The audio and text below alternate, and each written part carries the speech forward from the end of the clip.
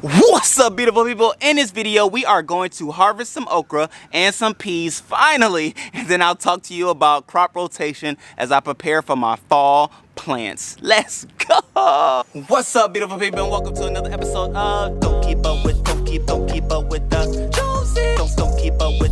Don't keep up with the Joneses. Don't keep up with the Joneses. Don't keep up with the Joneses. Yes, indeed, ladies and gentlemen, the day has come in which we can now harvest some of our okra that we have grown in the garden, as well as the peas that have taken their oh so mighty long time to finally grow and produce. And so I'm so excited. And what I wanted to do is also do a shout out the very first member of the DKUJ garden community, Miss Melanie Johnson. Yes.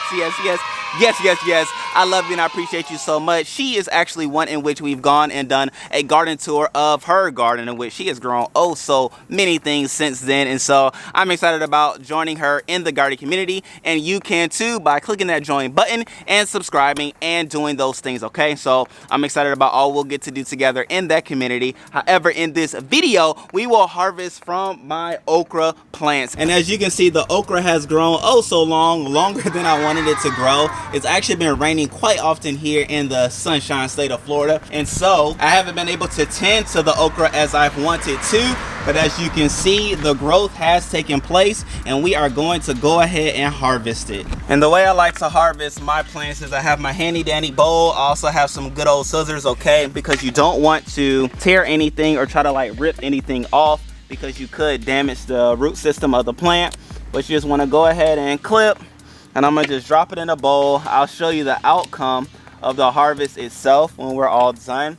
But I just love the way these okra have grown, and I even love just looking at the plant itself, even looking at the flowers. The flowers gives you the thought and the visual or the look of like hibiscus plants, and I mean it's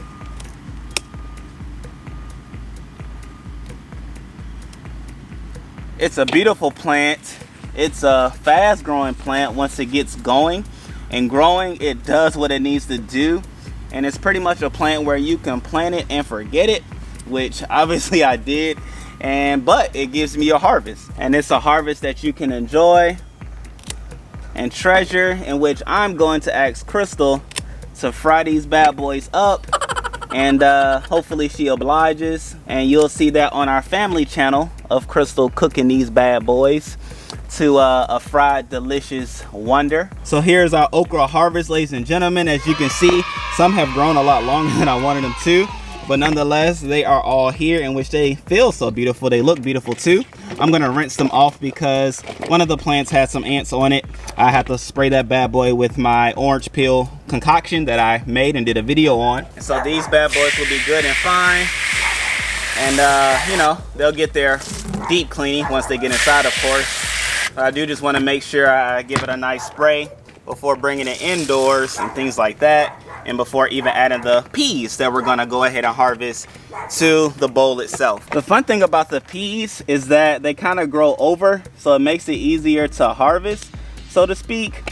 And so you just want to go ahead and clip off the pea pod itself, of course making sure that you don't clip the plant, or excuse me, the flower, the stem. That's what I want to say. You don't want to clip the stem. And so this one is a little further than I wanted it to be, and so the ones that have grown past the harvesting or the edible stage, I'm going to also harvest, because at the end of the day I can use the pods, or I can extract the seeds from the pods, and then I have future growing peas, right? So it's always a use for the things in a garden. And of course, as you know, I love to grow from seed, and when you grow from seed, you realize how often you come across seeds, which will lead to future harvests. So over here as well, what you just want to do when you have pea plants, as I do, is you just want to comb through your bushes, find where you have pods, and extract the peas from the pod, put them in your bowl, and you're good to go, ladies and gentlemen. And so technically I don't need these scissors. I was just trying to be fancy, but see, pods that have grown to stages like this have outgrown the stage in which you want to eat them. But at the same time, like I said, there are, and I'll just show you for the sake of the video, but there are seeds on the inside. And these seeds on the inside are seeds that you can grow for future harvests, okay? So you do want to keep it all. Nothing is wasted, okay? But look at these beautiful peas. Look at these. And these are some sweet snap peas. So I'm excited. Well, actually, I'm gonna eat one. So as you can see, we have a great harvest of peas. I'm so excited about the peas and the okra that we have growing here and that we have harvested now, right? And also, as I said, there is nothing that goes to waste. These are the ones that have overgrown or gone too long in the garden itself. And like I said, I will use all of these for future seeds that will lead to harvests, right? And the fun thing about peas is that you don't really have to cook them. They're kind of pretty much done. So taking a bite, okay. Very sweet, I must say. Now, I was a little hesitant about doing this because I'm a very much so a neat freak, or germaphobe. It was actually good. I'm not gonna bite it again though. Throw that in the raised bed. But it's actually good, so I'm excited about that harvest and what it will taste like cooked, okay? There is a difference. With that said, now let's talk about crop rotation. So as you see, I have my 2 raised beds that I did the harvests from. And what I have going on here is that my raised beds are growing or lined up north to south. And so the way I'm gonna do things and the way I have things lined up is that I have my taller plants, and the way you wanna do things is have your taller plants on the north side, or if you have your beds growing east to west, you want to have your taller plants on the west side so that, you know, as the sun does what it does, it hits the plants from the east and then lands, because the taller ones are gonna get it being on the west side, east to west. And so it'll be all good, as well as north to south. When growing that way, everything gets the proper amount of sunlight necessary for growth, okay? And so I'm going to have my collard greens on the north side, which I'm also excited about. And on the south side of things, I'll have down to the lettuce and the arugula.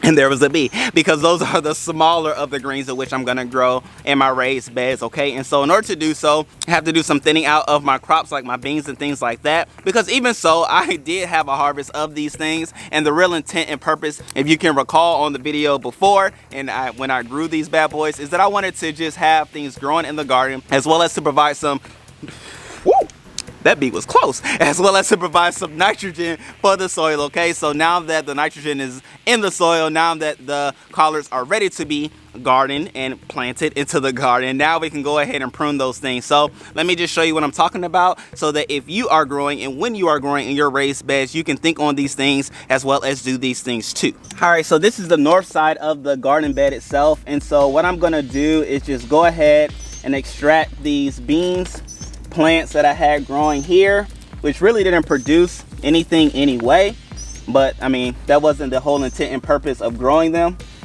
Like I said, I wanted to boost the soil itself and to provide some nitrogen to the soil in which there wasn't any before.